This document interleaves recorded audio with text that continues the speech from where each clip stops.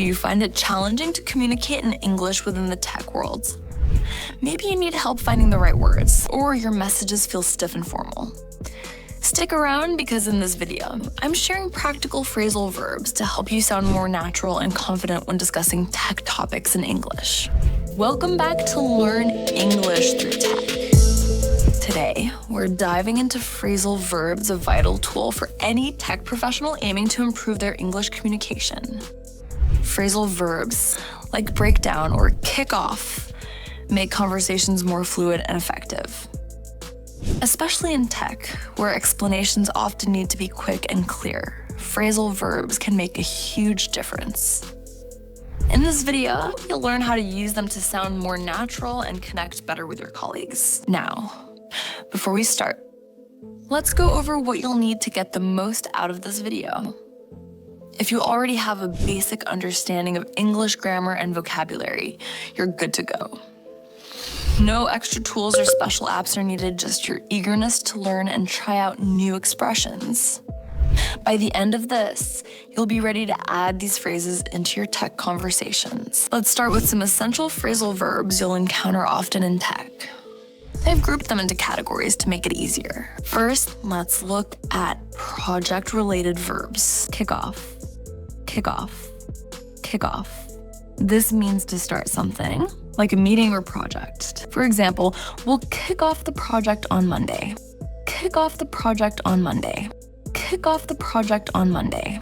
Wrap up, wrap up, wrap up. This means to finish something. For example, let's wrap up the sprint by Friday. Wrap up the sprint by Friday. Wrap up the sprint by Friday. Next in the problem-solving category, break down, break down, break down. This means this is used to explain complex topics by simplifying them. For example, I'll break down the process step by step. I'll break down the process step by step. I'll break down the process step by step. Sort out, sort out, sort out. This means to organize or resolve an issue. For example, I need to sort out this bug before the release. Well, I need to sort out this bug before the release. Well, I need to sort out this bug before the release. Finally, for collaboration, touch base, touch base, touch base. This means to check in with someone. For example, let's touch base on the project status tomorrow. Let's touch base on the project status tomorrow. Let's touch base on the project status tomorrow. These verbs are commonly used across tech fields, from IT to software development, and help you communicate clearly and effectively. Here's a pro tip. Start by using one or two phrasal verbs in your emails or daily updates. Also, pay attention to how your colleagues use these verbs. This can help you pick up new expressions naturally. The more you practice, the more fluent and comfortable you'll feel. Now, let's address some common mistakes. A typical one is using phrasal verbs too formally, like saying, I will commence the project. Instead, try I'll kick off the project. Another is overusing them. Balance is key. Finally, ensure the context fits.